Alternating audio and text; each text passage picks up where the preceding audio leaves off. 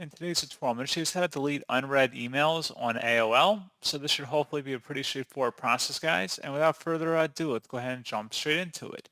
So all you have to do is just locate the emails that have not been read before, which are usually indicated by being bold. However, you can also select unread on the left panel underneath inbox, and you can select emails from here that you want to delete, either individually and then select delete the little trash can icon at the top, or you can select the item to check mark all the items in the unread folder, and then you would select delete, and that's all you'd have to do. So pretty straightforward process, guys, and as always, thank you for watching. I do hope that was able to help you out, and I do look forward to catching you all in the next tutorial. Goodbye.